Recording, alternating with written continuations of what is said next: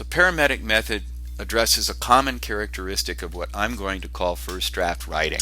A lot of the bad writing that's out there in the workplace that editors edit comes from the fact that people allow deadlines to drive their writing, and what they produce as final draft is really much more like a first draft that they haven't gone over. Or a better writer would not produce content heavy, noun style writing, and this is really my inference here, that it's likely derived from the use of outlines in early writing instruction the writers have received.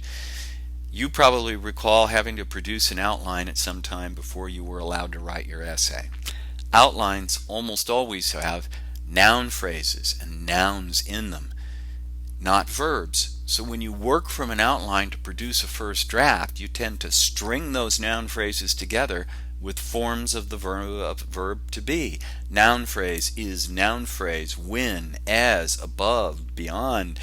Adverbs and prepositional phrases give it the sense of motion when actually it's just noun, is noun, is noun, is noun. It's not that you should never write that way. It's that you should never make your readers have to read that way. It's your job to take this first draft writing and make it look like final draft, where the verbs do as much work in conveying meaning as the nouns. So noun style versus verb style. Often it's actually phrase for a word where we get achieve purification. Purification might be a subject, might be a noun here. What we really want to say is probably just we didn't achieve purification, we purified something. Are found to be in agreement with, simply agree. The facts are known to be, just are. You don't need two verbs here. Simplify predicates, and note that the message is not that you should never use is, never use forms of the verb to be. Some sentences require to be, but in general, if all of the main verbs, or 80% of the main verbs, are forms of to be, you're probably looking at content heavy noun style writing, and you need to get action verbs in there. Let's look at a couple of sentences, and these come from actual workplace documents. Here's a noun, a noun, a noun, a noun, and each of these looks like a noun, but they're modifying this noun. This one even looks like a noun, but it modifies this noun, a noun, a noun, and oh my goodness, finally we get a verb. This first noun was indeed the subject. Enforcement is. But where's the rhetorical subject? What are we talking about? Well, first draft writing again. We're probably talking about the Federal Trade Commission and something that they actually do. And here it is at the end of the sentence. Another common workplace first draft writing feature. It takes that long for the writer to get to what they're actually talking about. So we move it up to the front of the sentence. Federal Trade Commission enforces. There's enforces, because we're providing this verb because that's really what this is the responsibility of. It means they enforce guidelines. FTC enforces guidelines. Subject verb, who does what, head first sentence. Here's another one. Based on more than one extensive training needs assessment and review on prepositional phrase, on prepositional phrase, of prepositional phrase, there was. Okay, this is the subject and this is the predicate of the main clause. This one's just like our there is sentence before. Not much information value in there was. Here it turns out that we can do this with a we prepared and we identified. Two clauses, each of them with a strong head first actor, action, who does statement. Much stronger. Now here's a trick one I use all the time.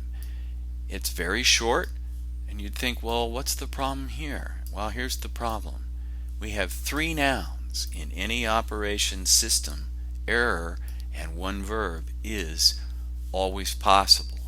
Each of these nouns is sitting in the subject position. We could edit it by putting a comma here. In any operation, system error is always possible. But maybe in any operation system, error is always possible. Either of these could be correct. And again, here's a key point about commas, about syntax, and about what readers look for. Of course, we'd know whether system or error is the true subject. With this comma, error becomes the subject. With this comma, system error, which might even have to be hyphenated so that it's one word, becomes the subject.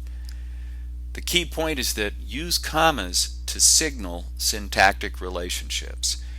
Here, the comma signals where the introductory phrase ends and the actual head of the sentence begins, either with error is or with system error is. Review whatever textbook you have and look at all of the rules on commas.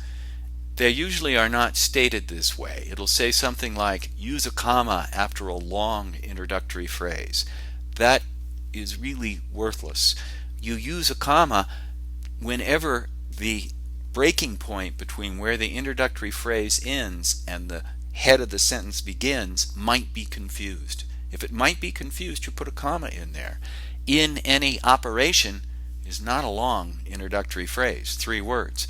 But without a comma there, we wouldn't know that system error is the subject, if indeed system error is the subject. Again, you have to read around the offending sentence, figure out what the rhetoric tells you should be the rhetorical subject of the sentence, and then put it in the grammatical subject position. Let's look at some head-last sentences. Here are some head-last quotes from Yoda. Your apprentice, Skywalker, will be. They make Yoda sound alien by having him speak English, but speak in English as an alien might speak it. Around the survivors, a perimeter create. There's that subject verb again. Here's the head, here's the head. These are head last, head to the right sentences. And the final one, always in motion, future is, subject predicate. So the lesson is, edit for head first. Who does? Up at the left-hand side of the sentence, use an action verb.